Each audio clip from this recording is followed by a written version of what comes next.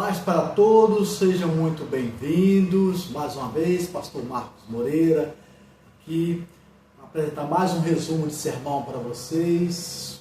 Já agradeço a vocês pela audiência e pela presença. Agradeço também se você puder deixar seu like, deixar sua inscrição. Tem até a questão do sininho para te avisar dos novos vídeos que surgirão. E também se compartilha esse vídeo com outras pessoas.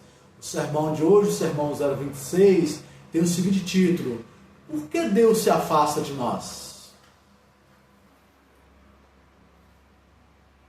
No Salmo 69, de 1 a 7, Davi, vocês conhecem o personagem Davi, o grande servo do Senhor, grande guerreiro, salmista. Vários dos salmos, de 1 a 150, vários desses salmos pertencem ao rei Davi, guerreiro Davi, né, o salmista Davi, o sacerdote Davi, e esses salmos, alguns deles pertencem a ele. E ele tinha um excelente relacionamento com Deus, Deus gostava dele. Lembra que eu falei uma vez com vocês em um dos sermões que Davi tinha um coração, né, o coração de Davi é do jeito que Deus gostava, um coração segundo a vontade de Deus, vamos dizer assim. Esse era um termo inclusive usado na Bíblia, que ele tinha um coração que Deus gostava da forma com que ele agia, da forma que ele mostrava o seu coração para ele. Isso era uma característica de Davi. Mas eu disse também que Davi não era um homem perfeito, como ninguém o é, né? Perfeito, eu falei também que perfeito só Jesus, né? Perfeito só Jesus. Ele era 100% Deus, 100% homem. Viveu as coisas dos homens, também se sentia e tinha o poder de Deus e manifestou o poder de Deus aqui na terra. Mas voltemos para as dificuldades que Davi tinha. Nós também temos dificuldades.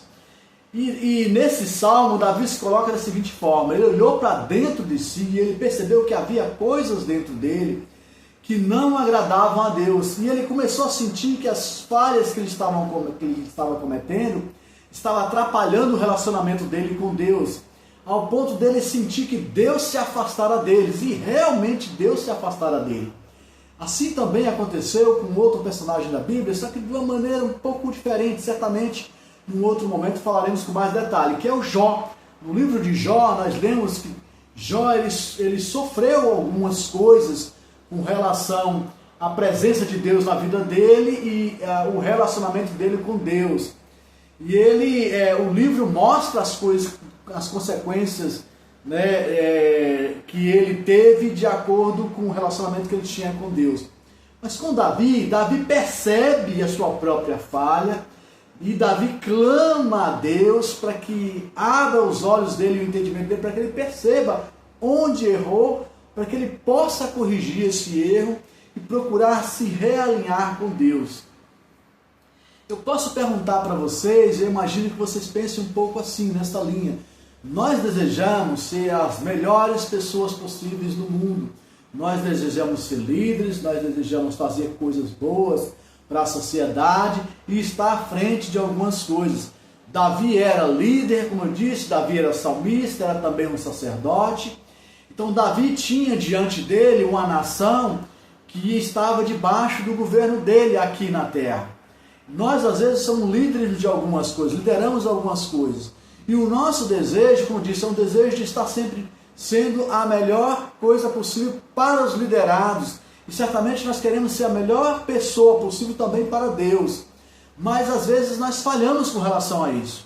E isso nós chamamos de pecado, alguma estultícia também, que é a estupidez que às vezes a gente comete de nos afastar de Deus. E com isso, quando nos afastamos do caminho que Deus nos ensina, quando caminhamos para o pecado, deixamos o pecado nos dominar, nós acabamos também afastando Deus de nós. Vocês poderiam perguntar assim: como Deus pode se afastar da gente se Ele é onipresente, onipotente, onisciente? E se afastar de Deus, como dito, não tem realmente como Deus deixar de ver a gente, deixar de sentir a gente, mas Ele pode fazer com que a gente não sinta Ele. E se afastar de Deus é quando você não percebe mais a presença de Deus no seu dia a dia. Isso é muito ruim. Isso fez Davi sofrer muito. Ele mostra no Salmo que ele sofreu muito. E esse sofrimento dele trouxe angústia para ele. Então nós, como pessoas que desejamos representar a presença de Deus aqui na terra, nós precisamos estar querendo melhorar em nossos passos. E para isso é necessário que a gente tome algumas decisões, como Davi também o tomou. Quando ele percebeu que o caminho dele não estava alinhado com o caminho de Deus, ele se inclinou diante de Deus, ele pediu perdão a Deus, ele se humilhou diante de Deus para que Deus consertasse os passos dele, para que Deus mostrasse para ele o seu erro, as suas falhas. Ele chegou ao ponto de dizer assim: Senhor, será que há em mim algum pecado que eu mesmo não estou percebendo? E a gente tem que às vezes perguntar isso também: Deus, será que não tem alguma coisa que eu estou falhando que eu não percebo? E às vezes acontece com a gente. Às vezes nós falhamos, erramos com as pessoas, nós erramos com os grupos, nós erramos no nosso meio secular, no nosso trabalho social, na nossa área educativa, também no nosso relacionamento religioso na igreja e também no nosso relacionamento com Deus. E nós falhamos e às vezes não percebemos isso. Então não é errado você pedir a Deus para que Ele abra o seu entendimento e você perceba o que está errado dentro de você, que tipo de pecado ou estutice, que tipo de estupidez está acontecendo com você, que está afastando Deus de você. Que está afastando não só Deus, às vezes afastar essas pessoas de você. E isso não é interessante para a gente, nós não queremos isso. Na realidade nós queremos aproximar as pessoas, não afastar as pessoas. Nós queremos ser exemplo para as pessoas, não um exemplo ruim para as pessoas, não um mau exemplo. E Davi também queria isso. Ele era tudo aquilo que ele era, mas como eu disse, ele era homem também, sujeito a falhas. Nós também somos homens e mulheres sujeitos a falha. E nós temos que desejar que no nosso caminhar a gente tente mais acertar do que errar. Eu sempre digo que as coisas, a gente nos manter no caminho de Cristo Jesus, manter-se no caminho de Cristo Jesus é andar no cristianismo, andar naquilo que Ele nos ensinou, nas suas virtudes que Ele mostrou para a gente, que a gente tem que trazer para dentro do nosso coração, e essas virtudes enchendo em nós, transbordando em nós, toque as outras pessoas e elas sejam também orientadas para o caminho de Deus. Nós temos que ser esse exemplo. É uma obrigação? Eu sinto como uma obrigação mesmo. Nós somos perfeitos? Não, infelizmente não. Mas nós temos que estar buscando nos aperfeiçoar. E para isso é reconhecer os pecados, reconhecer a estupidez dos nossos passos e decisões, pedir perdão a Deus, clamar a Deus que Ele nos conserte, nos ajude a caminhar com Ele, para que nós sejamos homens, líderes que pregam o Evangelho, que pregam as boas novas de Cristo Jesus. Eu não estou falando aqui de ser pastor, mas pregar as boas novas. Vocês já me ouviram falando disso? Com as nossas atitudes, com os nossos atos, com o nosso comportamento, fazendo as coisas da melhor maneira possível, para que o reino dos céus, o reino de Deus, de alguma forma seja representado por cada um de nós. Que nós possamos estar aprendendo cada vez mais, por exemplo, com o Salmo de Davi. Davi, ele foi aquele que enfrentou Golias e ganhou de Golias, venceu Golias. Ele enfrentou guerras e venceu guerras, mas naquele momento especial na vida dele, ele enfrentou também dificuldades e ele sentiu como se fosse derrotado pelas suas próprias dificuldades.